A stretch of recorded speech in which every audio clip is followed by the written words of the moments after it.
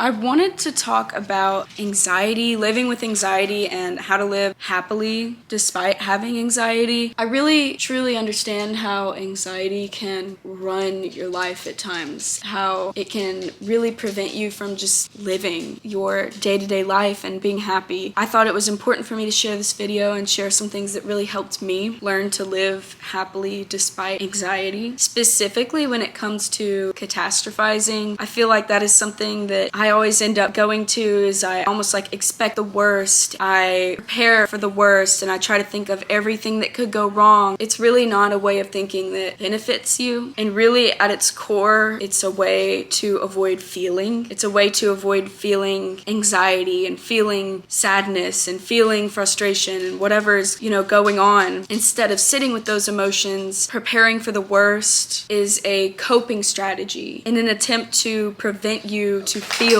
risk and uncertainty, to avoid feeling anxiety and depression. To me, that was really eye-opening. Once I looked at it from that way, it really made sense. The times that I am really in my head and catastrophizing the most are the times I'm most out of touch with my body and I'm most in the hamster wheel of my mind and stuck in my thoughts rather than living through my body and my senses. There was two simple perspectives that really helped me with this. So one is to look at uncertainty as a part of life and a part of living a wholehearted, fulfilling life. And the second thing was to just simply become aware. Notice it. We don't have to judge it or change it, just become aware. Catastrophizing, anxiety, this way of thinking can be so draining and it makes you feel like there's threats and fear everywhere. Like the world is not a good place, the country's not a good place, home's not a good place, and I'm not going to say 100% that that's not true. However, I really do believe that life is often, the painful situations we go through in life are often more caused by our perspectives on the situation. And that is something we have control over rather than the actual situation that is out of our control. So focusing on the things we can control and working with that has really helped me. The more you confront this fear, the more mindful you are, the more present, meditative, the more comfortable you can get with the uncomfortable. Notice your thoughts, challenge them, don't underestimate the power of that. Lastly, it's really hard, but maybe try considering better outcomes. What could happen that could go right? Oftentimes we don't even consider that. Change your perspective around vulnerability. Don't always see it as such a negative thing. View vulnerability as a part of life. It can be beautiful, and I think it really teaches us to live courageously and be present. Take some risks and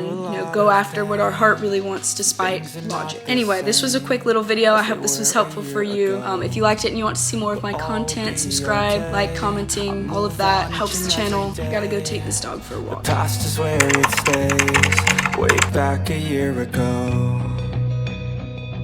I've changed for the better this time.